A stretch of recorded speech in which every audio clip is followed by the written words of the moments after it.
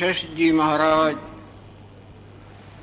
भगवान राम को जो ज्ञानामृत का मंगलमय प्रसाद सेवन करा चुके हैं, वही मंगलमय प्रसाद भगवान लक्ष्मी नारायण देव की अपार कृपा से हम सबों को प्राय नित्य ही प्राप्त होता आ रहा है और आगे भी श्री हरि देने की कृपा कर रहे हैं।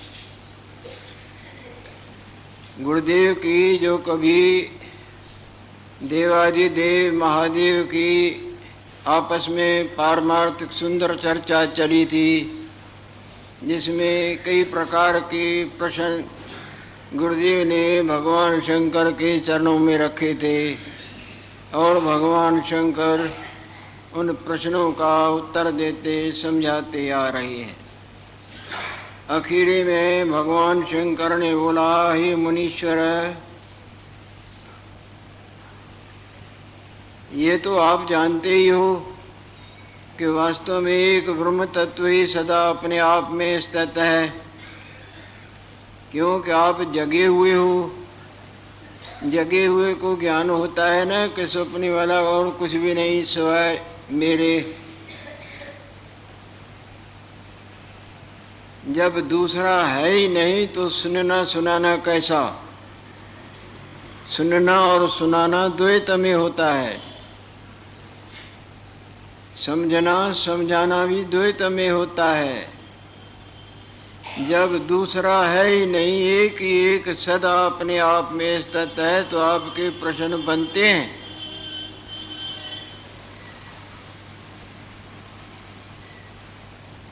हे मुनीश्वर, ये देश समय और अनंत प्रकार की क्रियाएं, जो भी ये प्राणी और पदार्थ और लीलाएं हैं, वास्तव में तो एक चिदात्मा ब्रह्म ही है ना। चाहे लहरें हैं, चाहे झाग है, चाहे बुदबुदे हैं, चाहे इनमें अनंत प्रकार की और माया जल की जो भी कुछ है, सिवाय जल के और कुछ है?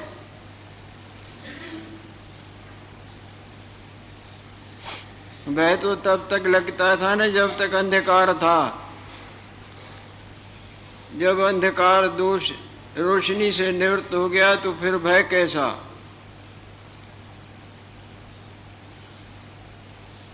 जब जागृत का ज्ञान नहीं था तब तक सपने में भला बुरा लेना देना, जन्म मरण हानि लाभ भासता था। जब जागृत को देखा वो है ही नहीं तो फिर उसमें क्या जानना और क्या मानना? और एक चिदात्मा ब्रह्म परमात्मा सदा अपने आप में ज्यों के त्यों स्थित हैं।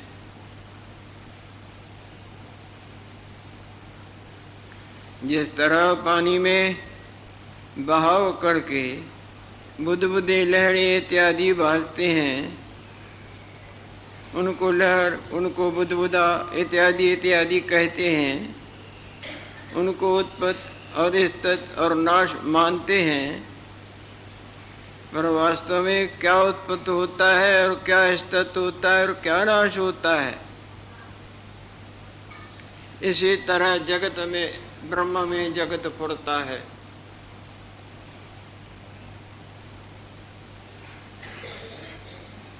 और पुरने पर मैं और तू इत्यादि नाम और अनंत प्रकार की बनने मिटने की माया पड़ी, जो वास्तव नहीं भासती है। ये मुनीश्वर परब्रह्म शिव जो परमात्मा है, जो आनंद स्वरूप, जिनका रूप ही आनंद है, आनंदो ही ब्रह्म, ईश्वर का वास्तव रूप आनंद है।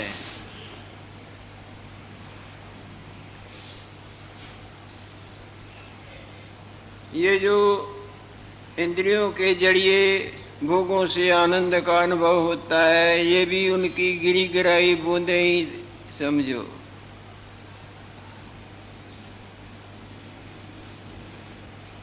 और ये महान तुच्छ हैं।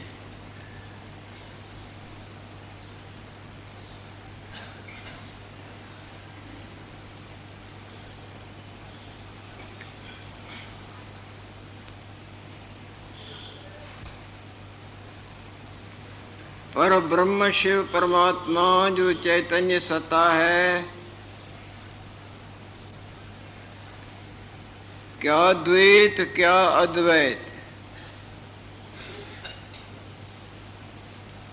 ये भी सब मन के मनन करके फुरने करके मानते हैं, वरना फुरना आत्मा में नहीं। जब फुरना नहीं तो उसमें जो फुरने में अनंत प्रकार की माया दिखती थी वो कहाँ से आएगी।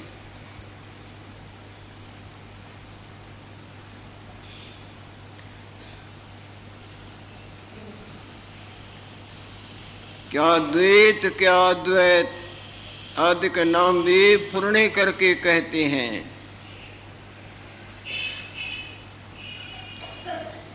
सिनेमा घर का पर्दा फिल्म की माया से सदा न्यारा है।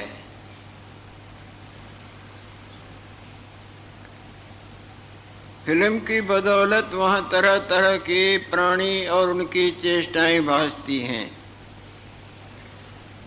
पर वो पर्दा जो है वो फिल्म तो नहीं। हवा की वजह से पानी में लहरें बुदबुदें झाग चक्र भासते हैं, पर पानी हवा तो नहीं।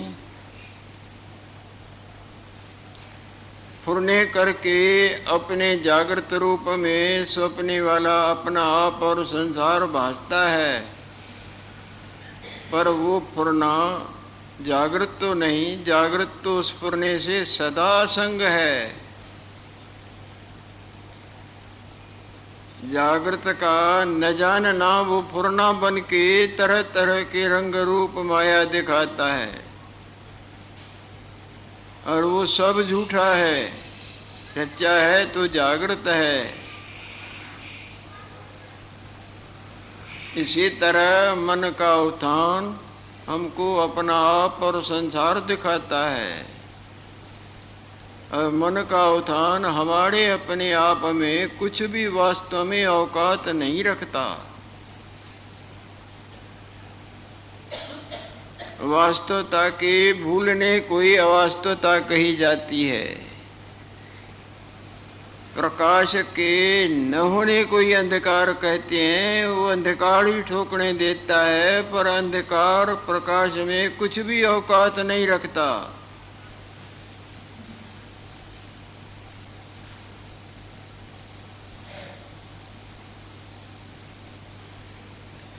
सब द्वैत अद्वैत, ये परमात्मा है, ये शिव है, ये ब्रह्म है, ये चैतन्य है, ये सब फुरने की माया है।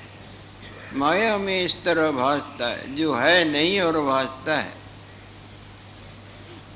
फुरने करके कहते हैं, फिल्म करके कहते हैं ने वो भगवान है, वो राम जी है, वो रावण है, ये भला है, ये बुरा है, ये नाचता है, ये कूदता है।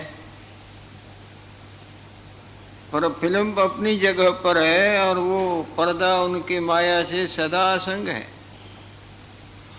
इसी तरह तुमको जो ये अपना आप और प्रश्न और उत्तर हम और तुम दिखता है, ये सब मन के उत्थान करके, और मन का उत्थान तो आत्मा में कुछ भी औकात नहीं रखता।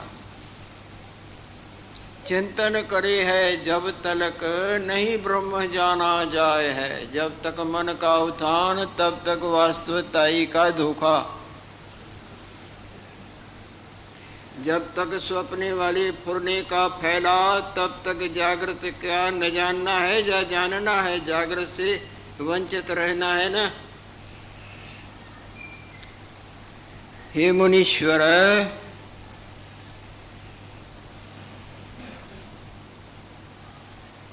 वास्तव में परमात्मा का न कोई रंग है, न रूप है, न चक्र है, न चिन्ह है, और न किसी इंद्रिय का विषय है।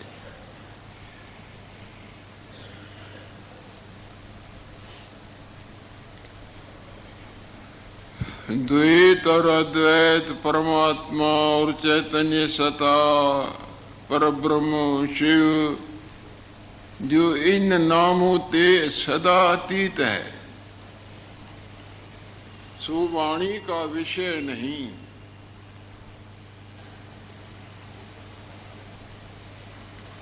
सपने में भले भले आदमी दिखें, पर वो कितना भी बोले, जागृत उनके वाणी का विषय हो सकता है। जागृत में उनका तन, उनका मन, उनकी वाणी, उन सहित कुछ भी नहीं।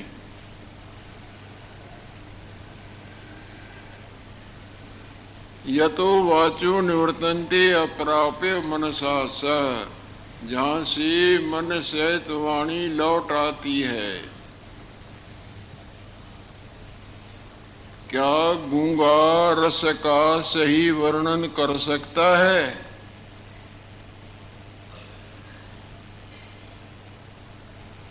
जितना करेगा वो अपने मन का परचावाई करता है ना।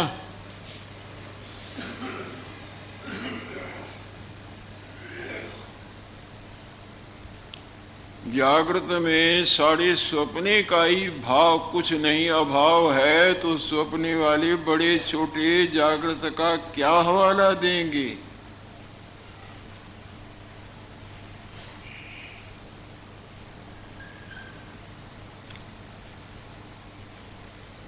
सो वाणी का विषय नहीं, ऐसा जो निर्विकल्प निर्विषय तत्व है, सब संकल्पों विकल्पों से रहित, जो परम सार का भी सारस्वरूप, तत्वों का भी जो तत्व है, वो सदा अपने आप में स्थित है। आज तक सच सच में देखा जाए तो समुद्र में न कोई लहर पैदा हुई है, न कोई बुदबुदा पैदा हुआ है, और न मरा है। क्या ये गलत है? तुम्हारे झूठे मन का मनन तुमको लहर, जन्म, मरण, छोटा बड़ा दिखाता रहा, पर वहां तो सदा पानी अपने आप में स्थित है। आपके इस जागृत रूप में स्वप्ने में आपको अपना रूप जन्मा हुआ प्राणी पदार्थ मेरे तेरे दिखे, पर अब जागृत की दृष्टि से देखें कि वो जन्म आपके हुए थे।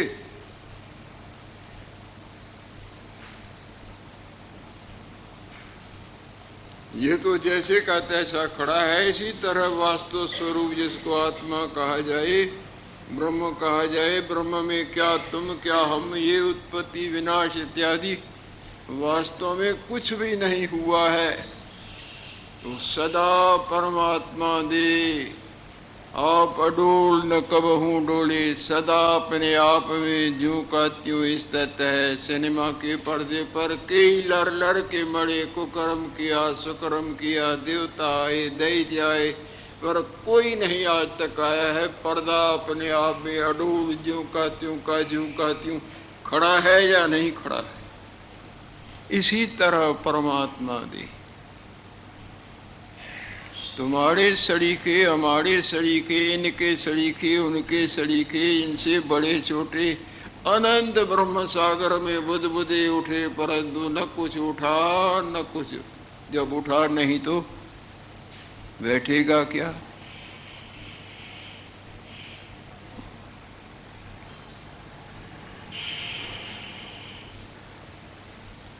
सो सदा अपने आप की स्थित है।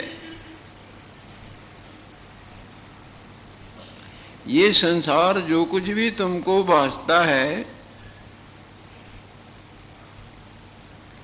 सो भी वही चैतन्य तत्व है। जितना भी तुमको आज तक समुद्र में लहरें, झाग, चक्र, बुदबुदे भासे, पानी के अलावा न था, न है, न होगा। वो तुम्हारा मिथ्या मानना था, वरना न उत्पत्ति नहीं तो नाश किसका? सपने में जितने भी आपके रूप उत्पन्न हुए, परिवार मेरा तेरा, वो बने ही नहीं तो बिगड़ा कैसा?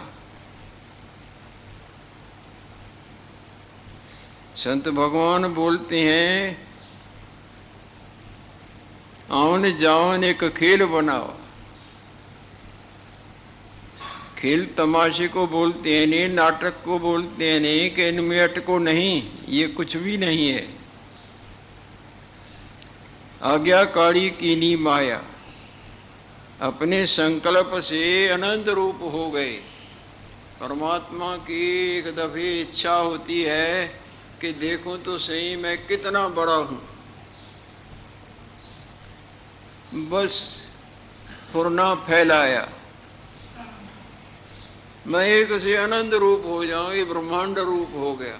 जैसे रात को आप कितना हो जाते हो और आँख खोलते हो तो कुछ भी नहीं, आप ही हो। सर्वस्वरूप भी आप है मन के उत्थान से, एक ओम बहुश्यामा प्रजा, यही मैं एक से अनंत रूप हो जाऊं, ऐसा बड़ा और ऐसा छोटा, ऐसा तैसा तैसा है। जैसे ही फुरने को छोड़ा तो जैसे का तैसा, न बना न बिगड़ा।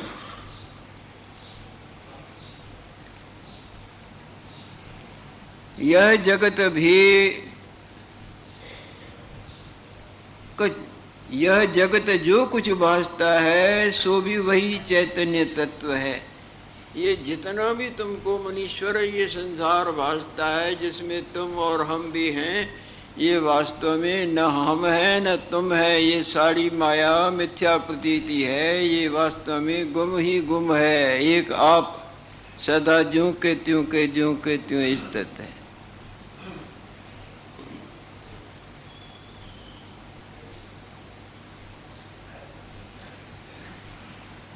यह जगत जो कुछ भासता है सो भी वही चैतन्य तत्व है। हे मुनीश्वर, है जैसे बेल होती है ना, उसमें फूल भी फल भी लगते हैं, बेलों में लगते हैं ना, फूल फैलती है, पत्ते आ जाएंगे, फिर बूढ़ आ जाएगा, फिर उसमें उर में छोटे छोटे फल उठ के बड़े हो जाएंगे। जैसे वली फूल फल पत्र होकर पसरती है, फैल जाती है, इसी तरह परमात्मा दे चैतन्य सर्वरूप होकर पसरता है। तो सर्वरूप वही है।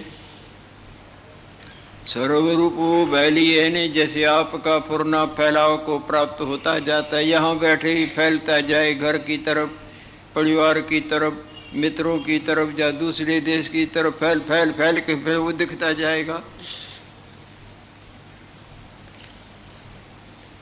पर वो आपका फुरना आपके आप से कुछ अलग वस्तु भी निकला।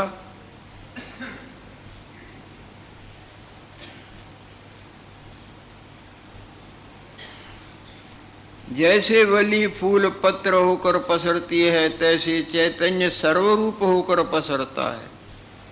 सर्वम खलु इदं ब्रह्म न नानास्ति किंचन, ये वेद भगवान बोलता है। वेद वाणी से ऊपर कोई वाणी नहीं होती। ये सब परमात्मा देव ही परमात्मा देव है। अक्लमंद बोलते हैं ये जितनी लहरें बुदबुदें झाग चक्र हैं, सही फकत पानी से जुदा और कुछ भी नहीं है। सो वही रूप है। हे मुनीश्वर, महाचैतन्य,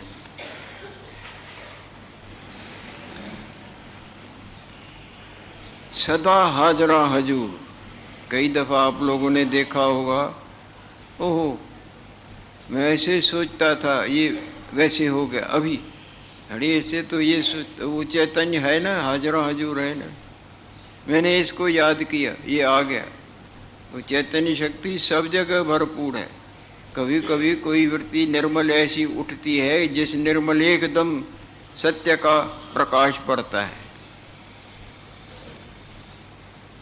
महाचैतन्य विखे जब किंचन होता है, फुरना उठता है, मन उठता है, तब जीव रूप होकर स्थित होता है।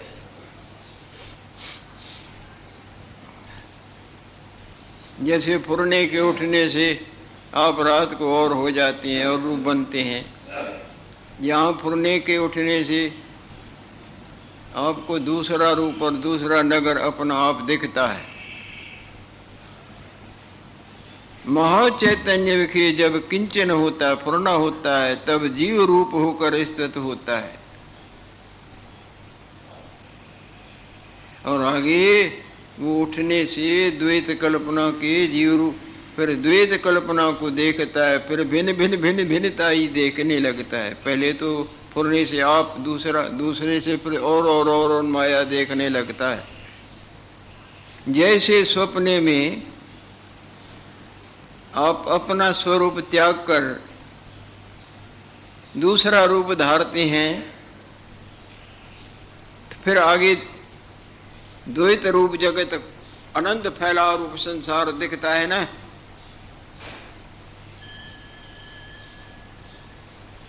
जैसे स्वप्ने विखे अपना स्वरूप त्याग कर अपड़ परिच्छिन्न दूसरे रूप को प्राणी धारता है, तब आगे द्वैत रूप को, संसार को, अनंतताई को देखता है। जब जागता है तो अपना आप ही फकत यही दिखता है ना।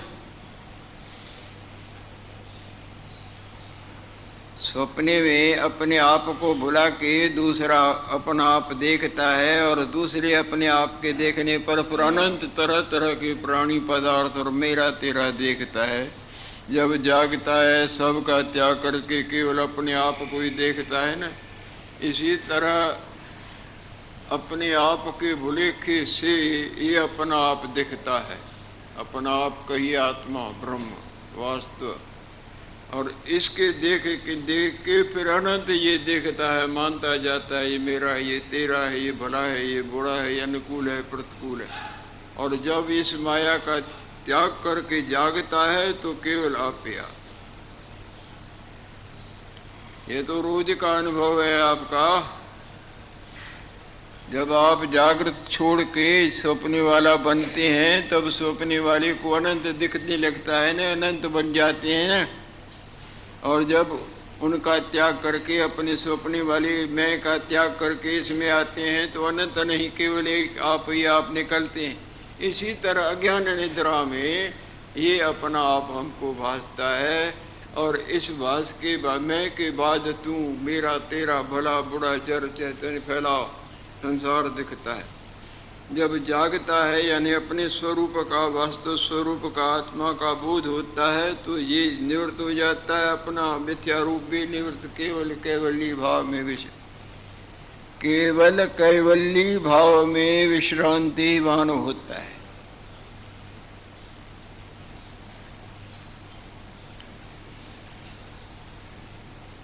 यहाँ महामौन के अलौकिक गंगा ठाठा मारती है। ये गंगा नहीं, ये गंगा में, इस गंगा में नहाने के लिए लालायत होती है। और इस गंगा में जो नहाते हैं तो गंगा माता उनके चरण स्पर्श से भी अपने को धन्य मानती है। जिस तरह प्राणी गंगा में नहा के अपने को धन्य मानते हैं, परंतु ये जो अपने आप को जानने वाले हैं, पूर्ण पुरुष जिनको ज्ञानवान तत्ववेता वास्तव में कहा जाए, बातों का नहीं, ऐसे महान आत्माओं के चरणों का स्पर्श करने पर वो गंगा माता अपने को धन्य मानती है। गंगा भगवती जाके भगवान के पास शिकायत करती है, ये तरह तरह के दोषों से भरे हुए मैले मेरे में जो आके नहाएगी, मेरी क्या दशा होगी। तो भगवान बोलते हैं, जब कोई महान आत्मा, पुण्य आत्मा जो अपने वास्तु स्वरूप को जानता है और जानती है उसमें विश्रांतिवान होता है, उनका तुम्हारे में चरण स्पर्श होगा तो तुम्हारी सब मैल निवृत्त हो जाएगी। जीवो ब्रह्म ही बना पड़ा।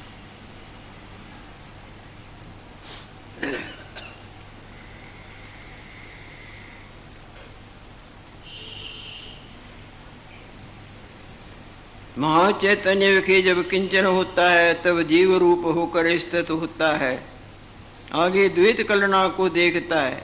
जैसे स्वप्न विखे अपना स्वरूप त्याग कर अपर परिच्छिन्न वपु को धारता है, और आगे द्वैत रूप जगत को देखता है। जब जागता है तब अपने अद्वैत रूप को देखता है, परंतु जागे बिना भी द्वैत कुछ हुआ नहीं। न जागे और सपने में अपना आप और संसार देखता है। देखता तो है, पर वास्तव में कुछ हुआ है क्या जागृत में? यही मरम बड़ी बातें हैं।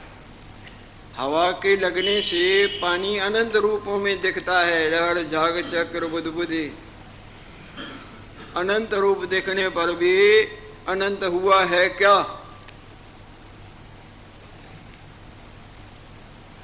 केवल झूठा मानना है ना, है तो एक ही एक ना। ये है भगवान शंकर की मरम भरी गुप्त रहस्य की बातें। जिस तरह ना ला देते हैं ना, बुद्धिर यस्य बलम तस्य निर्बुद्धिस्तु कुतो बलम।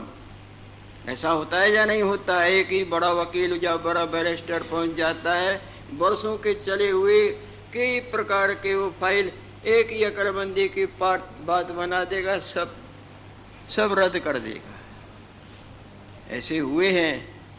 और कभी कभी संसार में ऐसी घटनाएं घटती हैं। जवाहरलाल के पिता ने एक ही पॉइंट निकाल दी थी ना, छोटे को बड़ा बना दिया, बड़े को छोटा बना दिया, तब तो ताली बज गई, वह भारत में अकलमंद हैं। यूरोप वाले जब केस सुलझा न सके, आया है प्रसंग तो थोड़ा सुनाए। एक कोई वहाँ प्राणी गुजर गया, उसके 2 लड़के थे। वो लिख जाता है अपनी वसीयत के मेरे बड़े लड़के को ज़्यादा दिया जाए और छोटे को थोड़ा। जब वो गुजर गया तो उसकी संपदा में दोनों भाई वाद करने लगे। बड़ा कहे मेरे लिए लिख गया है, पहले जन्म तुमसे हमारा हुआ है। दोनों ही इकट्ठे जन्मे थे, 2-2 बच्चे भी हो जाते हैं नहीं कभी। बड़ा कहे पहला मेरा जन्म हुआ है, मेरे के बाद में तुम्हारा जन्म हुआ है, इसलिए मेरे को ज़्यादा मिले। पिताजी लिख गए हैं। छोटा कहे जब दोनों ही जन्मे हैं इकट्ठे, तो पीछे आगे का सवाल क्या है, तुम भी। वो माने नहीं, केस कर दिया। छोटे ने केस कर दिया, परंतु वो जो छोटा था, जो पीछे जन्मा था, उसने यहाँ भारत के जवाहरलाल के पिता वकील थे न, मोतीलाल नेहरू, उनको वकील किया। बाकी सब वकील कहें कि वो पहले जन्मा है, तुम पीछे जन्मे हो। हिसाब तो ऐसा होना चाहिए, बड़े के लिए बड़ा ऐसा लिख गया है। जब वो अदालत में गए, वो सब देख रहे हैं, बड़े बड़े वकील और बैरिस्टर लंदन के, कि ये भारत का वकील करे आया है, देखें ये क्या बोलता है। अरे बड़ी सब साफ बात है कि वो पहला बड़ा है, वो छोटा है। अदालत में वो इनका बाप मोतीलाल कहता है कि ये जो जिसको आप बड़ा बोलते हो ये छोटा है और वो बड़ा है। ये कैसी बात करता है? बोले मैं सबूत कर देता हूँ। करो सबूत। अक्ल अक्ल बुद्धि यस्य बलम। अक्ल जिसको है नहीं, अक्ल बड़ी चीज है। बुद्धि प्रकाश है हृदय का, और ये गुरुदेव भी भगवान शंकर भी प्रकाश दे रहे हैं। जैसे आँख खुलने पर वास्तवताई का बोध होता है ना, और आँख न खुले तो अवास्तवताई को वास्तवताई प्राणी समझता है। तब वो सबूत देता है यहाँ का भारत का वो बैरिस्टर कि देखो पहले माता के गर्भ में वो आया है, उसके बाद में ये आया है। इसने उसका रास्ता रोक दिया था, नहीं तो कब के वो पहले आ जाता। बड़ा तो वो है जो पहले आया हो। माता के गर्भ में वो बालक पहले आया है, ये पीछे आया है। इसने बड़े का रास्ता रोक दिया, नहीं तो वो आ जाता और ये पीछे जन्म लेता। ताली बज गई। क्या अकल की बात। वास्तव में दो जो आए हैं, पहले तो दूसरा आया है ना माता के गर्भ में, उसके बाद में वो आया है। सारे उसमें लंदन में वकीलों में ताली बज गई कि वाह क्या दिमाग लगा दिया इसने, और बड़ा ऐसा उसी को दिलवाया। जो बड़ा था उसको छोटा कर कर बताया, पहले वो जन्मा है पर ये उसका रास्ता जो रोके खड़ा था वो आ नहीं सकता था, इसीलिए बड़ा वो है, पहले छोटा ये। ताली बज गई और उसको बड़े को जो टिया टिया करता था कि मेरा हिस्सा ज़्यादा है, उसको कम दिलवाया और उसको ज़्यादा दिलवाया। तभी तो उनका नाम चमक गया था भारत में कि भारत में वास्तव में दिमाग वाले हैं। बुद्धि यस्य बलम दस्य। ऐसे ऐसे कई केस होते हैं, एक ही बात में सारे फाइलों को आग लगवा देंगे। बरसों के चले हुए झूठ सच सच जो अदालत में तो है ही ऐसा। तो यहाँ भगवान शंकर कह रहे हैं, देखो जब जागता है तब अपने स्वरूप को देखता है। सपने में ये अनंत अपना रूप और देखता है, प्राणी पदार्थ देखता है। जब देखता है तब भी है तो ये अकेला आप ही आप। जब सिनेमा के पर्दे पर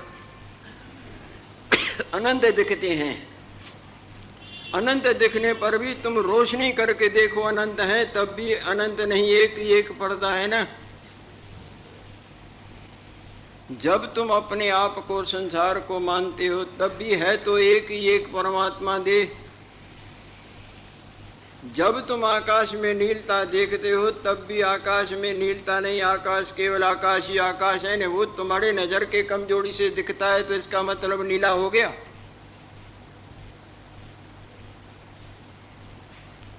तुम्हारे सपने वाले अपने आप की नजर से अनंत दिखते हैं, पर वास्तव में अनंत तुम और तुम्हारा मानना वो सब निद्रा दोष के अंतर्गत है। दोष रहता इसे उस वक्त भी देखो, केवल जागृत है ना। हवा के लहरों से तुमको पानी बुदबुदे लहरें झाग चक्र के रूप में दिखता है, पर अनंत तुम मानते हो, अनंत देखते हो, पर उस वक्त भी है तो फकत पानी न। तुम्हारी बुद्धि की कमजोरी से तुमको एक का दूसरा भाषे। जब बड़ी अवस्था हो जाती है ना तो नेत्रों में लेंस अथवा ये तो कईयों को अनुभव होगा। वो अपनी नज़र से देखते हैं तो एक ही प्राणी दो के रूप में दिखेगा। कईयों को अनुभव होगा, बड़ी